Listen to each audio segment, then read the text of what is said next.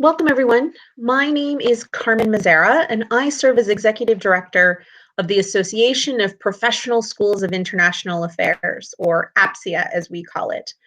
I'm delighted to offer this session of best practices in applying to graduate school, particularly to those of you in the PPIA network and family. We have long been very proud to be part of the PPIA network, and we're so glad that all of you could join us here today. In particular, I hope this will be a great session for those of you who are attending the PPIA Expo tomorrow. And if you aren't aware of the Expo, I encourage you to check it out on the PPIA website, ppiaprogram.org. There will be a lot of APSIA schools there, as well as some other institutions. So if you are able to join them, I encourage you to do so. So today we're going to be looking at best practices in applying to graduate school.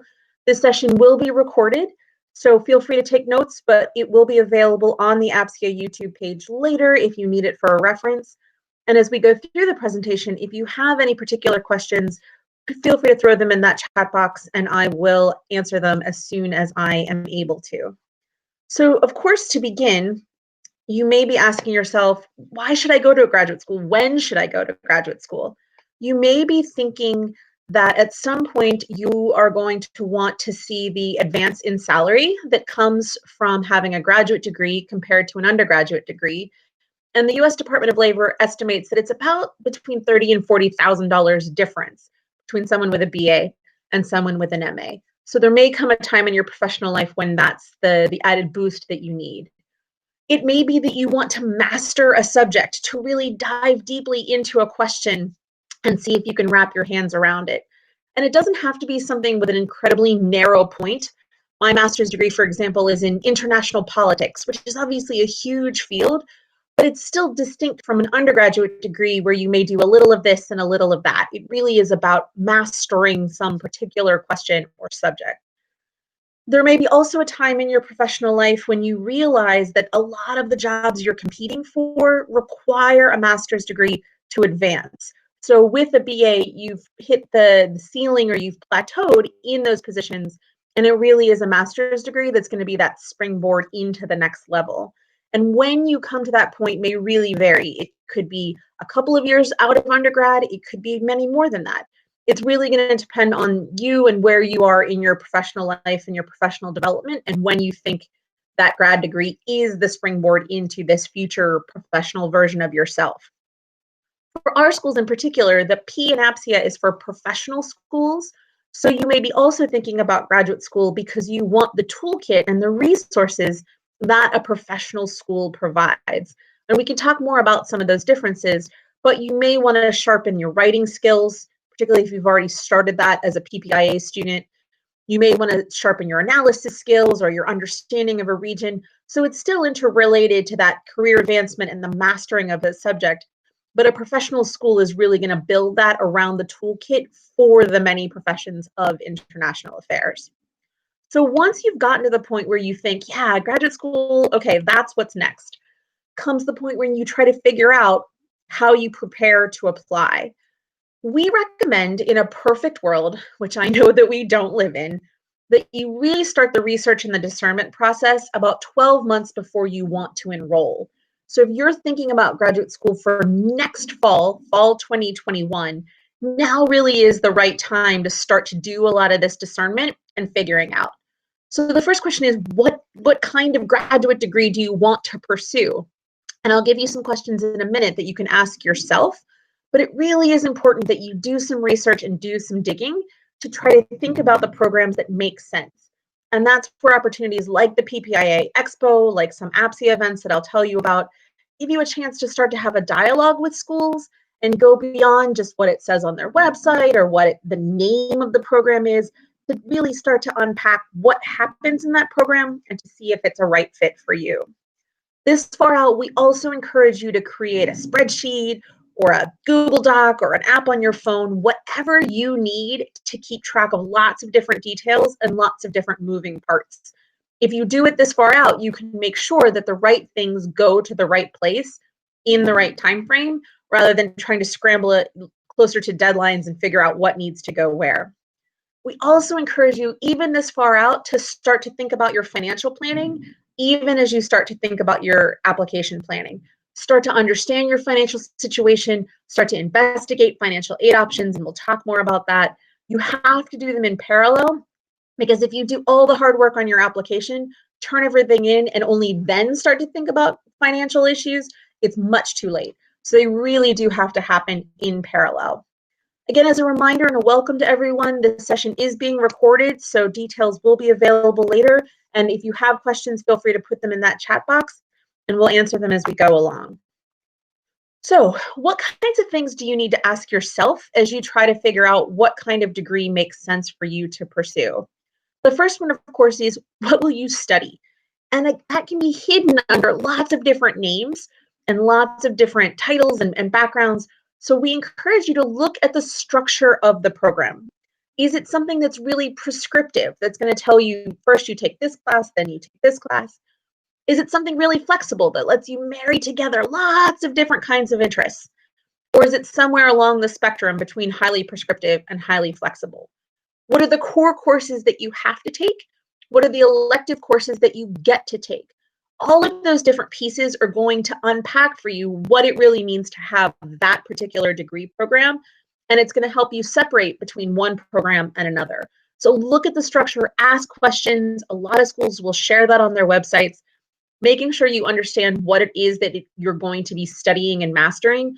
And again, that goes far beyond just what the degree is called. Asking yourself, are you qualified? I promise you, there is no one number that's going to get you into a graduate school and no one number that's going to keep you out of a graduate school. But at the same time, a lot of institutions will share with you what an imaginary average candidate looks like. Because it's an average, you know that some students scored a little higher than that, whatever number it is, and some students had numbers a little bit lower than that. But it's going to give you a general sense of what that imaginary candidate looks like. It might tell you about their years of experience. It might tell you about their languages, GPA, GREs, any of those different pieces.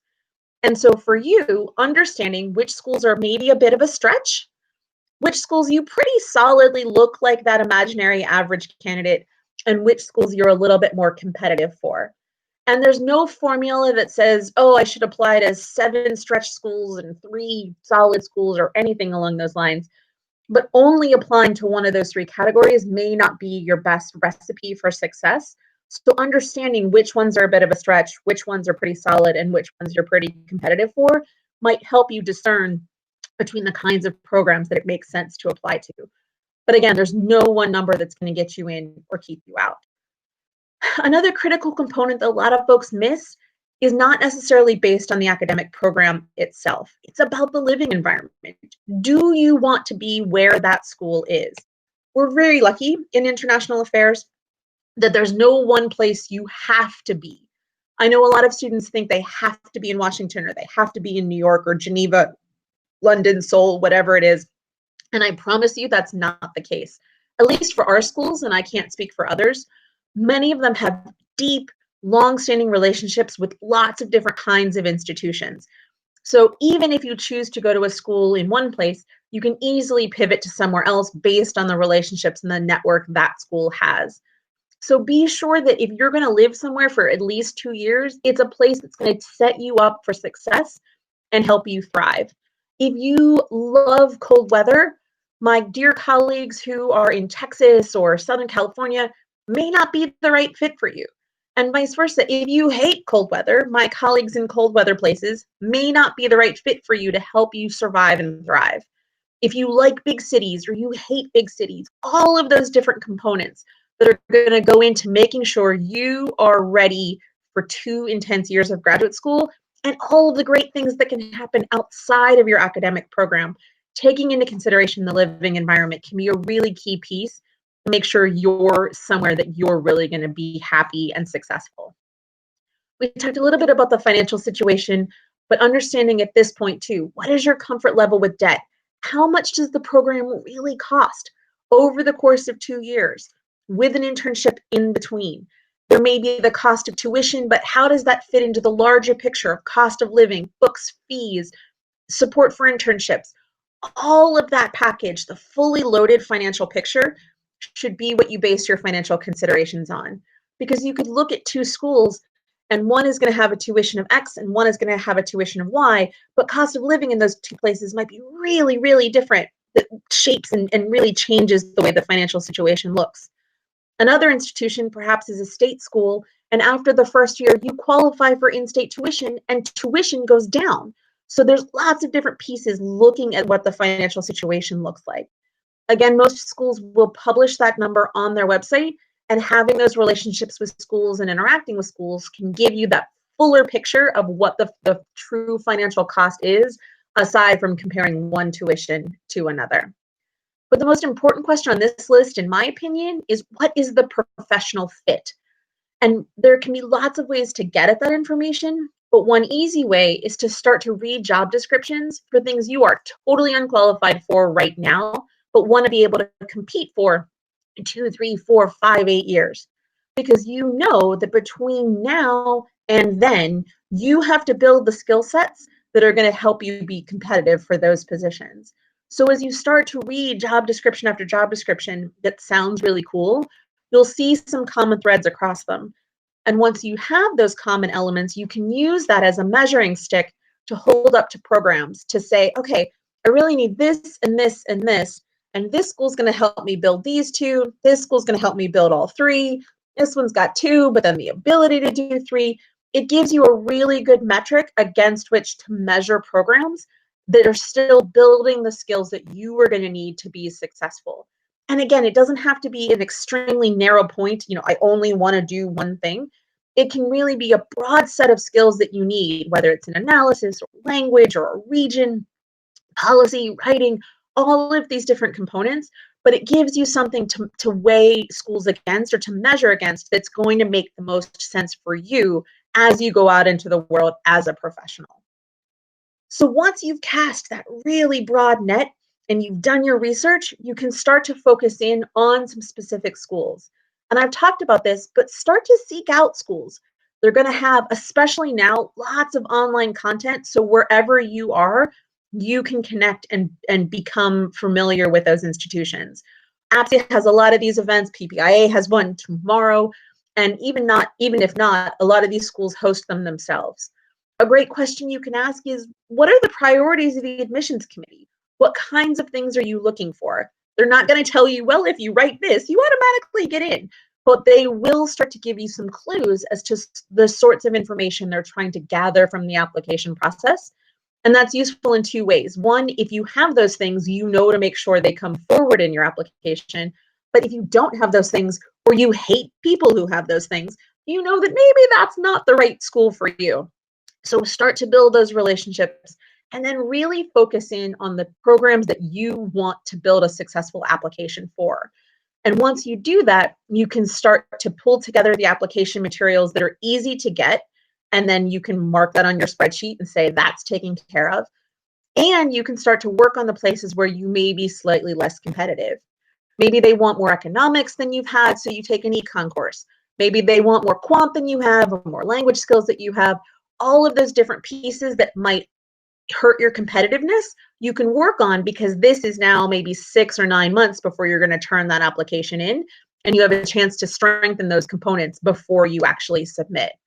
You're also going to, again, keep working on that financial planning as well as your applications.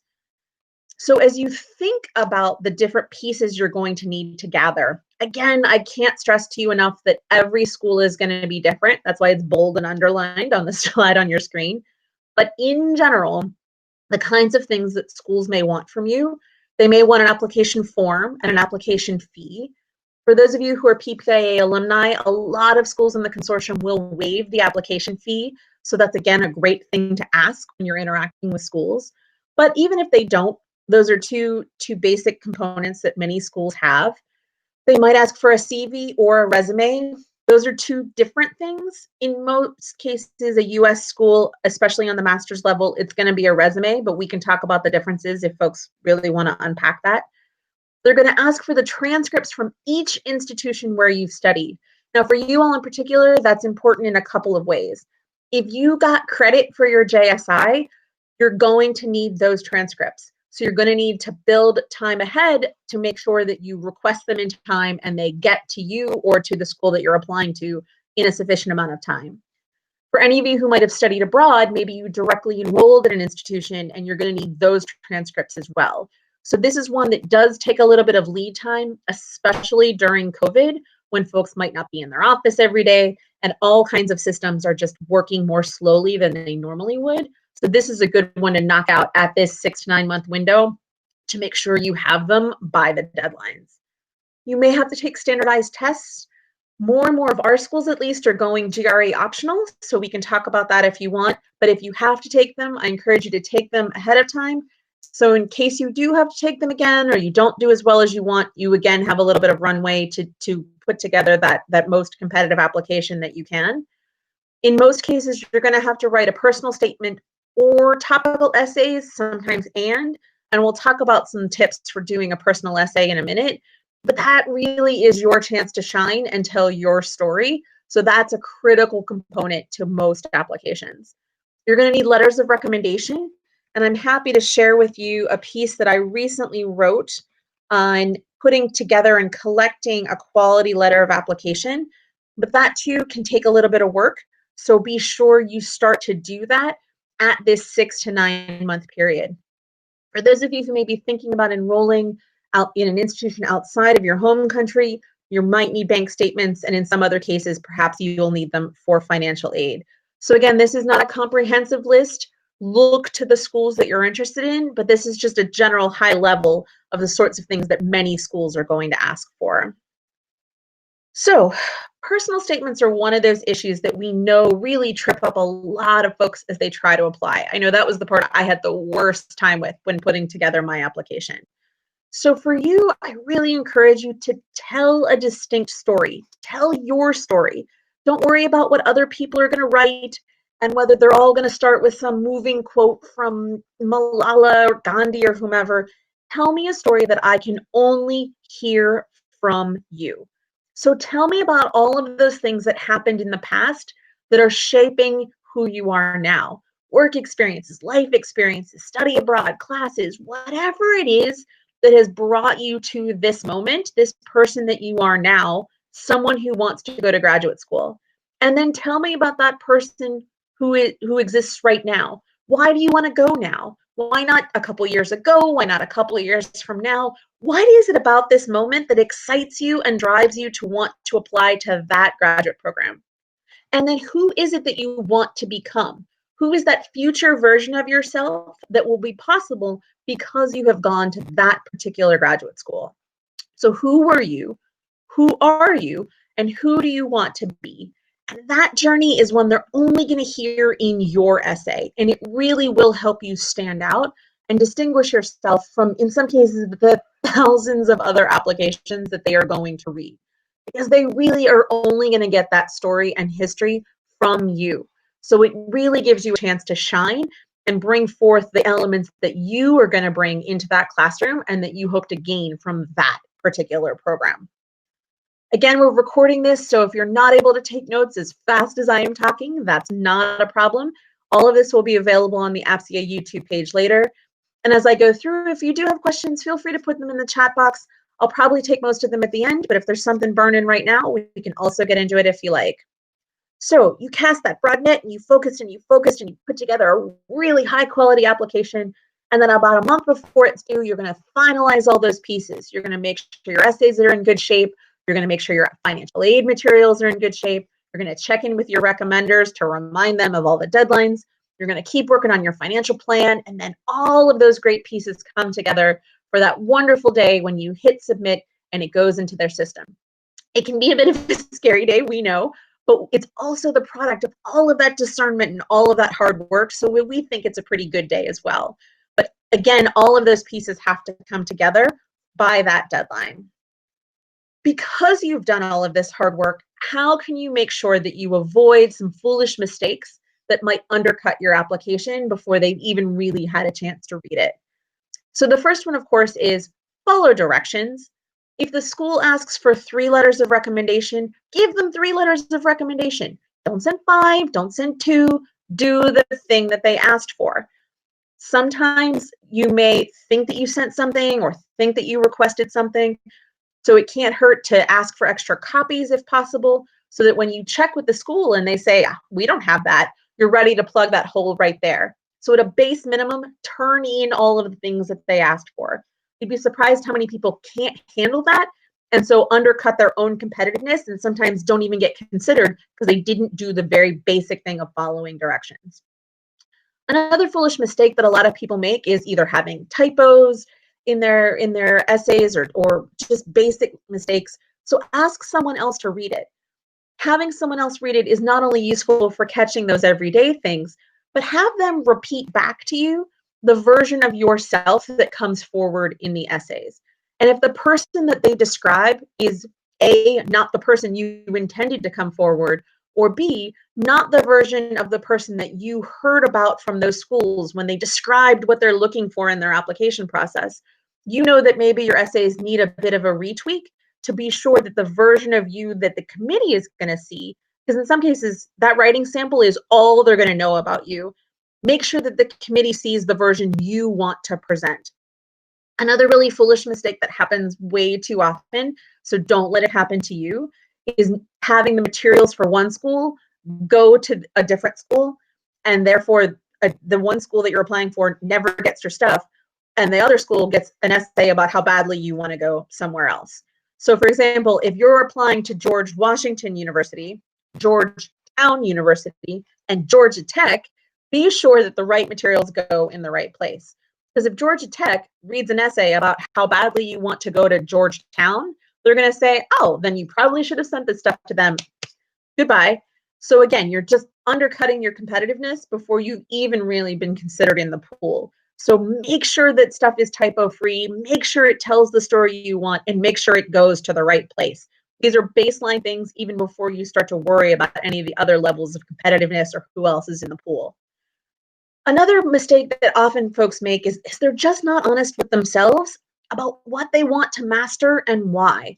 Talk about things, be honest, and make sure you're honest with yourself too about why it is you want to go to a particular program.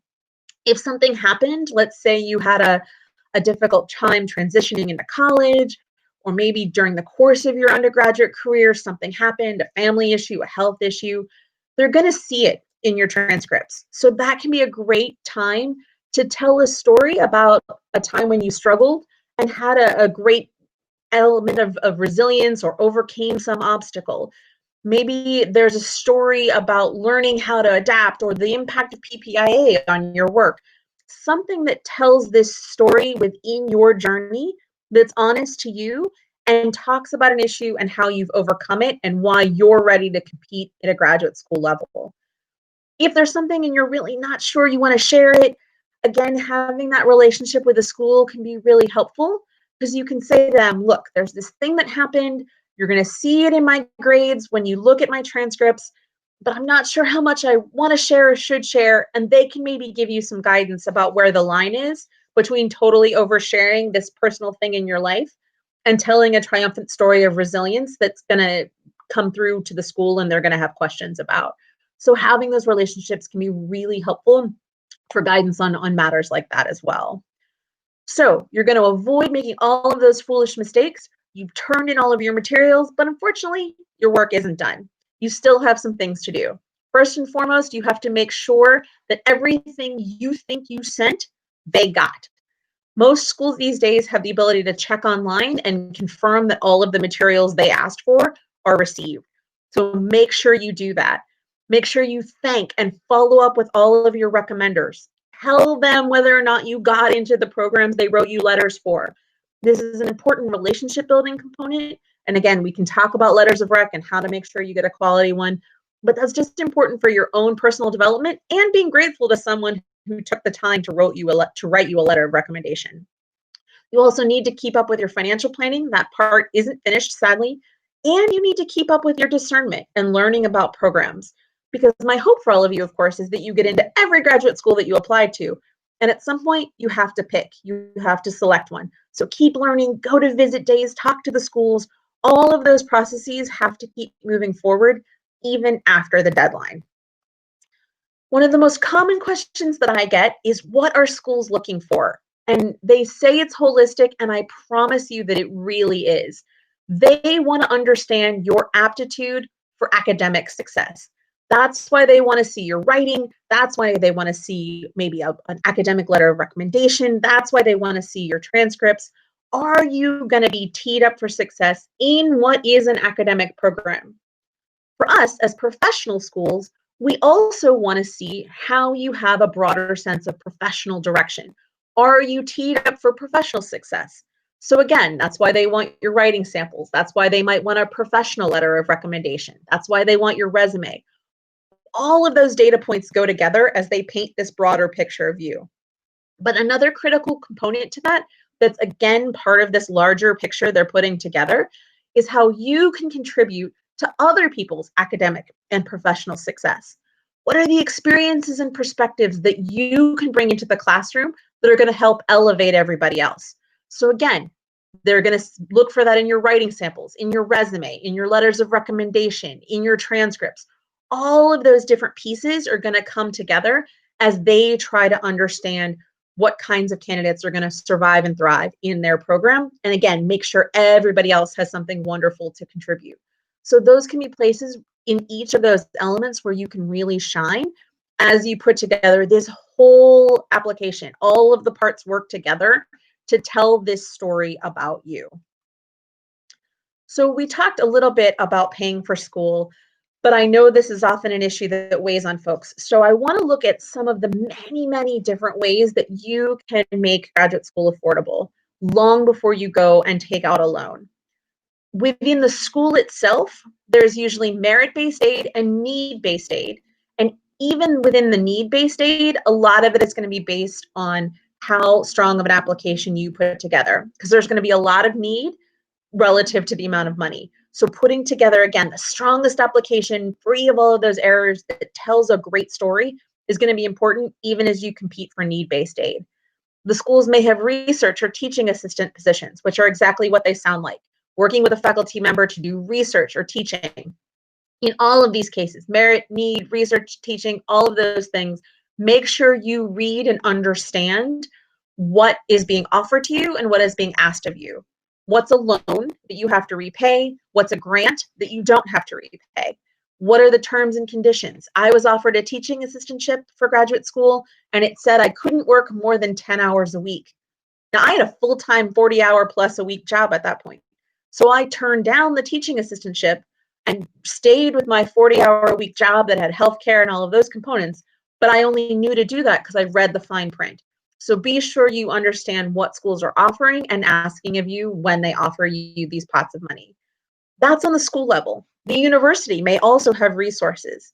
So again, because you have these relationships with schools, you might be able to say, oh, I really want to go to your institution, but the financial aid package just isn't quite there yet. Might there be funding on the central university level for a student like me? And it may not be there, but it might be. And you can go and the school will look and maybe come back to you and say, yeah, actually, the university does have a pot of money for students whose last names start with J, and that's you, and here's a couple extra $1,000. And that only happens if you ask the school and they go looking at the university level. I was able to pay for graduate school by working at the university. So that can also be a way that the university as a whole, separate from the school that you're admitted to, might be able to contribute to your graduate education. And those are just internal to the institution. There's lots and lots of external ways to pay for school as well, again, before you go to a bank and borrow money. So some of the different ways are going to involve thinking about yourself in lots of different layers and elements. It might be about what you want to do after graduate school.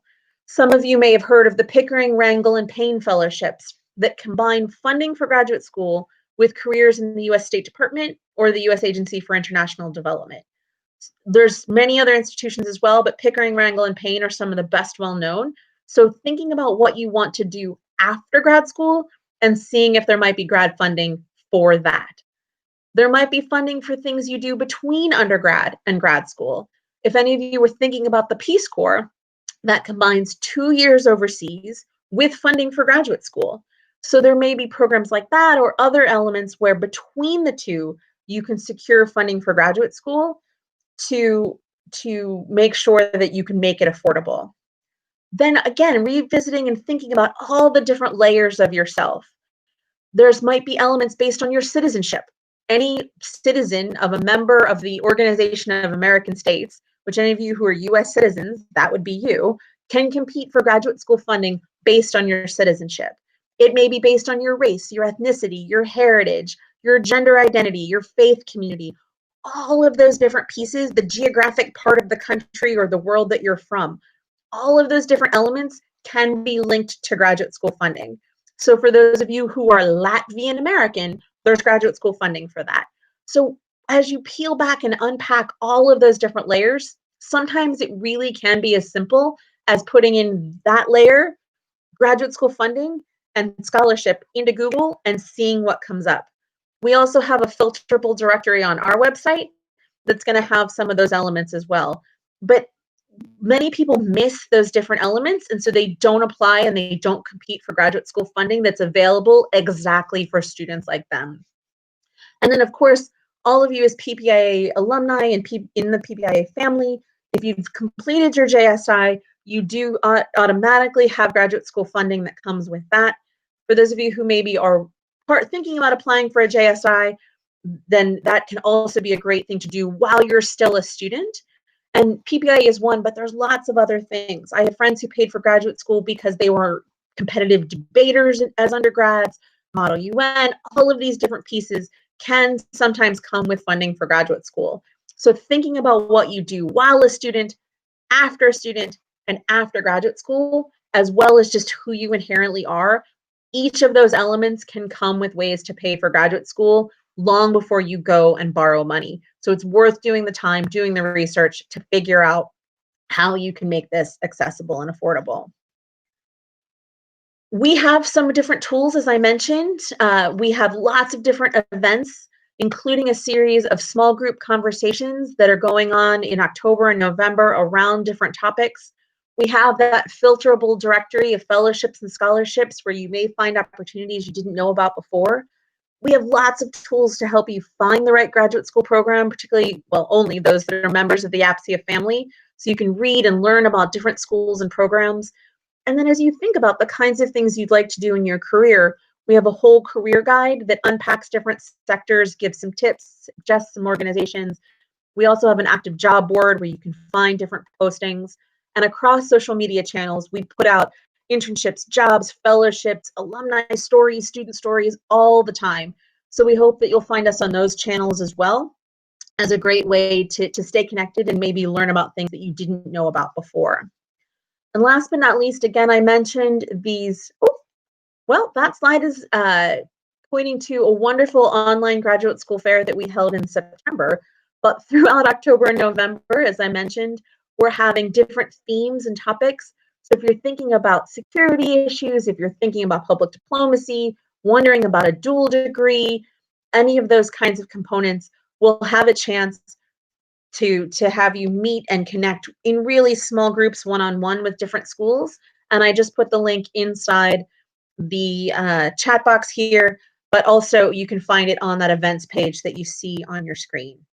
So with that, I'm done, and I see a few great questions in the chat box, but please feel free to ask whatever might be on your mind and however we can help. So I see a question about GRE optional programs really mean that the test is optional. Yes, I promise. They didn't write that just to trick you. They didn't write it just to sneakily see who's going to take it and who isn't. If it says the GREs are optional, they really and truly do mean it. So how might you decide whether or not taking the GRE makes sense for you? I would say if it helps to add to the argument that you are a competitive candidate for that school, it might be worth doing. If it helps to tell the story that you can do graduate level work, then it might be worth doing. If you are a terrible test taker like I am, and it's going to undercut that argument, then it may not be worth doing. So if you feel like taking the test is going to help your argument for admission, then it could be worth it. If you're worried that it's not, then it may be worth avoiding. Now, some schools are not GRE optional. If it's required, you have to do it. That goes back to the following directions component that we talked about earlier. So be sure that you really do read exactly what's required and do the things that are asked. But if you have to take them for one school, it's up to you whether you share that with another institution. So Dylan, I would say make sure that it helps further the argument that you are a competitive candidate for that school. I see another question about the GREs. Exactly. Would law schools, for example, even though they accept the GRE, prefer the LSAT? That's going to be a question specifically for the institution. Most law schools are going to insist on the LSAT. But as you talk to a law school, you may say, look, I have to do the GREs to apply to an APSIA school. Will you take them? And in some cases, they will say no, and you have to do both. In some cases, they will say yes. So that's going to be part of an online dialogue about which tests exactly they want and prefer, if any at all. If you're going to grad school right after undergrad, when should you take the GRE? Oh, always a good question, Sophie. I would say take it when you are best set up to do well on it. If you're thinking of going straight from undergrad to grad school, then you have a much narrower window than if you take a break, which I encourage you to do. But if you're not going to do that, I would say whenever the test is offered, that you are going to be in the best mindset to take it. As I mentioned earlier in the presentation, the earlier you take it, the more runtime you have if you need to take it again. But if you're not sure, I would say when you're in the best mindset. So perhaps not during finals. If you need to be on a break, maybe on winter break, whenever you're going to be in the right headspace to do well on the exam. So that's the best indication, particularly if you're not going to take a break in between the two. I will say your scores are good for 5 years. So if you're someone who has to be in school mode to do well in a test like that, and you think, well, sometimes in the next 5 years I'm going to go, then maybe taking it soon or while you're still in school mindset might tee you up for success. If you just need to get the hell away from school for a while in order to do well, then take that break too. If you're not thinking of going straight from one to the other. So whatever is going to set you best up to do well on the exam.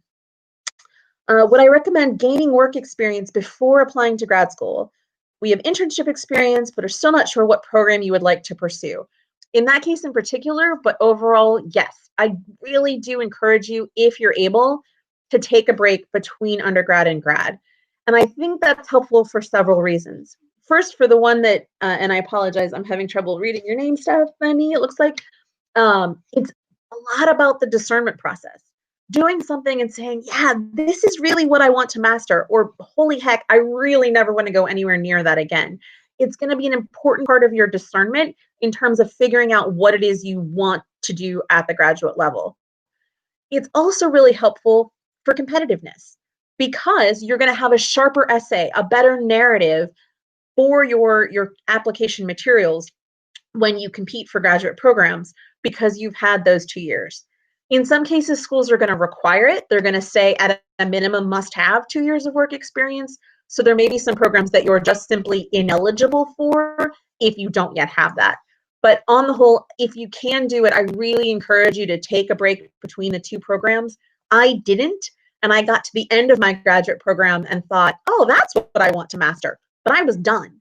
So if you can take a break, I really encourage you to do so. It helps you. It helps with competitiveness for schools, and you're really going to get a lot more out of your program than you would just perhaps going straight through. What's the best way to study for the GRE, in my opinion, especially if juggling other projects and school stuff? That's a really personal question, Sophie. I think whatever you need to do, whether it's practice tests or really sharpening a particular element, the GRE has quantitative components, writing components, analysis pieces. Whatever you need to do to really get geared up to be calm, cool, and collected and really ready to go through that test and experience, that's what you should do. And if it's something you can do as a complement to other work or something you need to do after other work, that's really only something you can answer, unfortunately. I will say there's lots of ways to, and lots of people trying to sell you GRE prep services, but there are also lots of ways to get access to those certain things, sometimes for free. I'm not the best resource on that, but my colleague has a lot of tools and tips. So if you write to the APSIA general website, general email address, which I'm putting in the chat box right now. She may be able to help you. Sometimes it's through your library, sometimes it's through your school or institution. So there may be lots of ways to get free access to GRE prep courses as well, if that's something that's really useful and important. Is there a max number of GREs one should take until it's frowned upon? I think there's a certain number of times that you can take it, and I can't think of that number off the top of my head. But I would say after a certain point, there's probably a diminishing return where you're going to pay all that time, spend all that money, and go through all that anxiety to have your score go up 1 point. So that's before you get to that level, I would say you've maxed out. If you take it and you really don't do as well as you need to, and you want to take it a second time, that's one thing. But if you start to get into 5 and 6, you've probably got a diminishing return there. And again, my hope for all of you is to ease the anxiety about the GREs, partially because a lot of schools have gone optional or not required, and partially because it really is just one data point in this much, much larger picture of all of the different materials. So my hope for you is that you spend as much time agonizing, I guess, about your essays as you do agonizing about the GREs, because they're both really critical. Well, the GRE is mixed, but the essay itself is a very critical component. So Stephanie was first considering grad school because the instability in the job market in light of the pandemic. Do I think that having an MA sets you apart when life normalizes again? And do I predict that the application process being more competitive this year because of the number of applicants? It's going to be hard to say what next year's application process is going to look like. I think a lot of that is going to be determined by the job market and by the pandemic response. I suspect that doing it just to do it because you don't know what else to do with yourself is not going to be a good way to stand out, whether it's in a crowded field or an average field. Having an MA will help and sometimes not.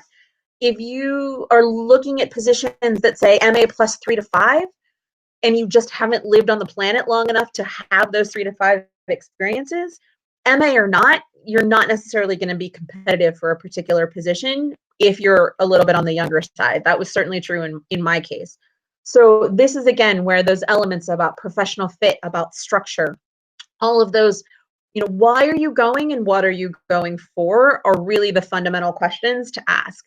If you look at all of these jobs and you say, man, I am competitive for all of this except the graduate degree, then yeah, having that MA is a strategic advantage. If you look at the job description and the only thing on the list you might have is a grad degree, then you're going to need to build out a lot more to be competitive for those jobs, pandemic or no pandemic, market or no market. So it's part of a longer term discernment and planning process. I think it's hard to say right now what fall next year is going to look like because things are just changing at such a really unusual pace and route. What's the best way to prepare for tomorrow's expo if you have less than 24 hours to prepare? I would say look at the list of schools as much as you can. Figure out who your really, really gotta talk tos are. Oh, it would be great if I had the time to talk to, and maybe be open to picking one program that you're like, I don't know anything about those people, but it's free, I have some time, I might as well go and explore. And I say that because you never know how long the lines are going to be at these different expos. So be sure that you touch on the schools you really want to talk to and have good questions for that aren't just, what does it say on your website? Go a level deeper than that. So scan the list of schools that are going to be there tomorrow and start to focus in on the ones that you really, really want to talk to. And then if you see somebody who doesn't have a line, go get in line. It's not going to cost you anything in time or effort or money to go and explore something you didn't know about before. And if you're not sure which schools to talk to based on your interests, ping me at that email address I just sent, and I can at least point you at our schools. I don't know all the schools. If they're not part of the APSIA family, I can't really speak to what they do, but I might be able to send you in the right direction for tomorrow. How do I expect COVID is going to impact programs and financial aid in the next 2 years? Those are two really different things. I think in terms of programs, this is a really exciting time to be looking at questions of international affairs and policy, because now more than ever, or more than in a long time, how global issues and how policy choices impact our everyday lives is laid bare. I've hardly left my house in 8 months. Part of that is because of global issues, part of that is because of policy choices, and part of that is because of other factors. So it's a really exciting time to be able to unpack these issues and study them and look at them in depth in a professionally focused setting. So that's really a critical component. And I think that that's one of the perks, the benefits of being in this very unusual, distinct moment in history, is that real chance to see these issues laid bare. Financial aid is going to be a really different piece. I don't know for our schools what financial aid and availability is going to look like, just to be perfectly frank with you. It's going to depend on how schools weather these next 4, 5, 6, 8, 10 months. I think it's in some ways going to depend on the stock market, but not exclusively so. And it's going to just depend on what external and outside folks seek to invest in and seek to do. So the money that schools have is going to be there.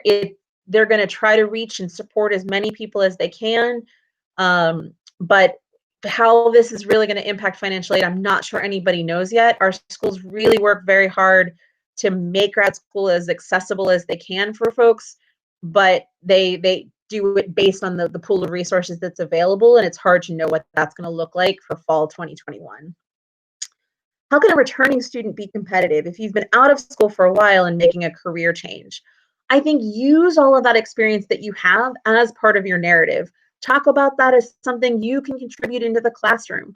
Tell me the story about why you've decided this is the right moment to do it and why that program is the right way to draw on your past experience and channel it in this new direction that you've decided. So if you're returning to school, you can really have a great narrative because you're choosing to do this and really able to separate yourselves from other folks who may be continuing on with their studies. The other factor I would say, as you think about how to be competitive, might be being sure that you build some of those reconnections back to folks like recommenders from your undergraduate days to make sure that if you have to turn in an academic letter of recommendation, they remember you, they have a good story to tell, and they can really contribute to this narrative that you're trying to put forward. And we can talk more about doing that if you like. But if you're returning to school, draw on that great experience, but be sure you've got some of those back linkages on the academic side to make sure you can turn in the materials that are really needed. We have about 10 minutes left. I'm happy to talk about anything and to do the best I can to point you all in the right direction. I didn't say this, but of course, tomorrow at the PPIA Expo, one good way to figure out who to talk to is to just only go and visit the APSIA schools. All of our folks are fabulous. I'm mostly kidding, but I do highly recommend them. We've been active in the PPIA network for a long time and love to talk to PPIA students. So it's a great way to really find quality programs that have that really strong depth of professional focus on international affairs. I see a few more folks typing, so yeah, absolutely. Please keep the questions coming in. Happy to explore more, and I really encourage you to follow up at some of the events. It's going to be a great chance to get some intimate face time around a particular topic or theme, and unpack some of these specific questions that you might have. So again, I see folks typing, so I'm just going to keep talking and kill some time. No.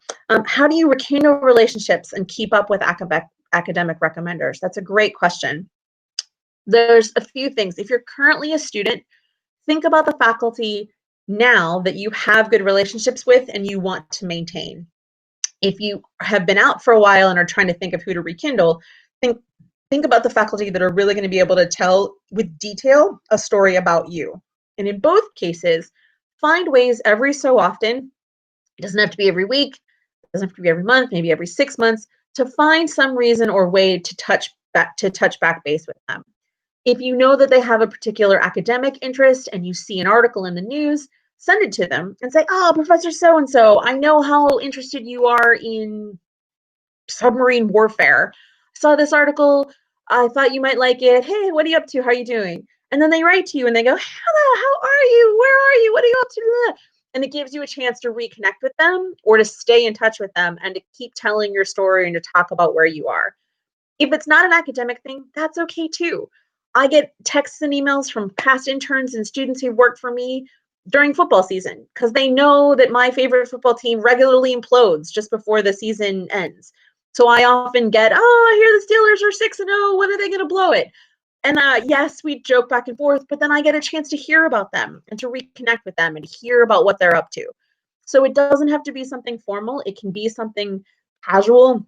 Any reason that you have to remind them that you exist, to catch them up on what your work is, what you're up to, and then to start to maybe pick their brain about a subject.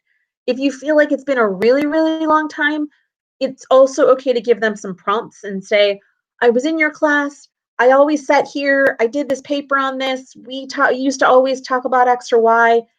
I'd love to check in and catch up with you. Don't necessarily ask for that letter of recommendation immediately. Rekindle that relationship, warm it back up again before you ask for a favor. And a quality letter of rec, it doesn't matter who it's from. It doesn't have to be, I should say, it doesn't matter how famous the person who writes it is.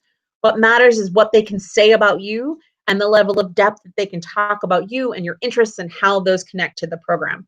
So if you haven't been in touch with somebody for a while, now is the time before those letters are going to come due in a couple months. How important is your undergraduate institution to your graduate application? Not a damn bit, in my opinion. What matters is, again, how well you've done and how well that sets you up, how you're able to tell the story of how those things you've done and who you are now contributes to a broader sense of professional direction. If you went to the most famous, snooty school in the world and can't tell me any of that, it's not going to matter worth a damn. If you went to a very regular institution in school and can talk me through that narrative and make a compelling case, you are just as competitive. So what the name or what kind of undergrad institution is, I would argue, doesn't matter nearly as much as the ability to put all of these different pieces together.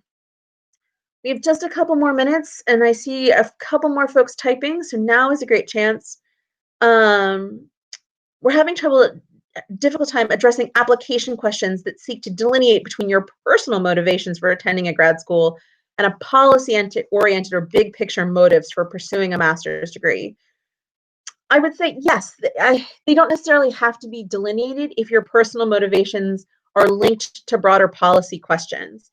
If there's a policy issue that's impacted your life or has direct relevance or that really catches your attention because of something that happened to you, then it is a false delineation and you should talk about that story as much as you can. They're trying to understand in some ways who you are and what your journey is and how those big picture, what those policy questions are. And so it's in some ways the difference between who you were, that's your personal story, and who you want to be. That's your professional policy, career-driven motivation.